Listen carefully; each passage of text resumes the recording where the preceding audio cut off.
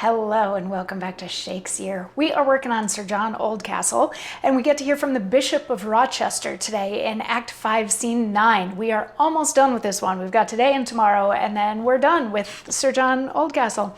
So Sir John himself, remember, had escaped wearing the wrong clothes, and he was hiding out in the woods with his wife, but they happened to be hiding near a dead body. So when Sir Richard Lee finds the dead body that happens to be his son, he has Sir John and Lady Cobham arrested because obviously they must be the murderers since they were right there and had knives. So they have been taken off to trial.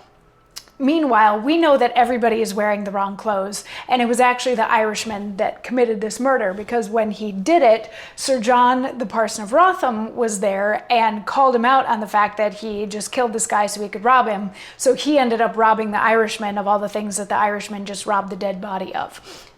So we're up to date. Act 5, Scene 9, we are on a street in St. Albans, and we have the Bishop of Rochester come in with the Constable of St.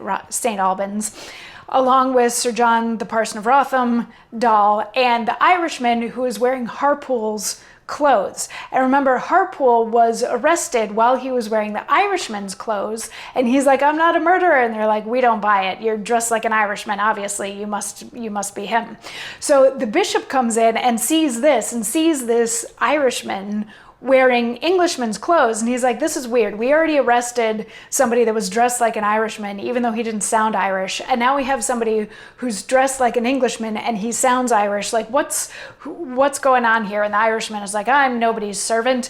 And Sir John, the parson of Wrotham, is like, "Regardless of what anybody is wearing, I recognize this guy by his face." Dun, da, da. Somebody decides to look at somebody's face instead of their clothes.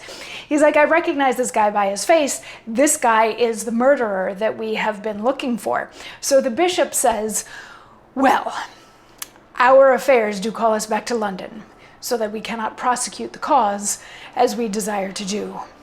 Therefore, we leave the charge with you to see they be conveyed to Hertford Size.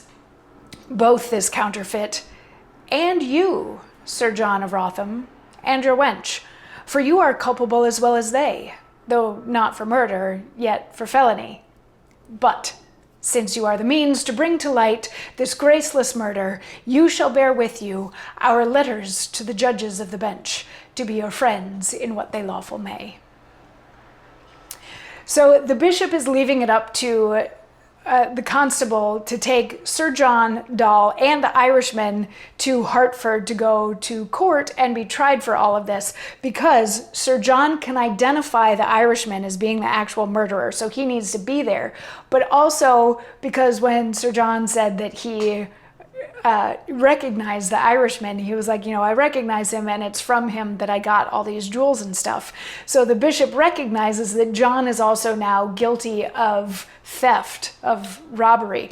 So he's like, "Okay, we got to take the Irishman, obviously, because he's a murderer. He has to stand trial. And Sir John, you're going with him in part so you can identify him, but also so you can stand trial for being a thief." So, and he sends letters along because the bishop apparently can't go himself, and everybody parts ways, and that is the end of the scene. So we've just got one more scene to go to wrap all of this up. I'm curious to see how you think this is all going to play out. Who's going to get convicted? Who's going to get freed? How is all of it gonna work? So leave thoughts in the comments if you have any, and I'll see you tomorrow to wrap this one up. Mwah.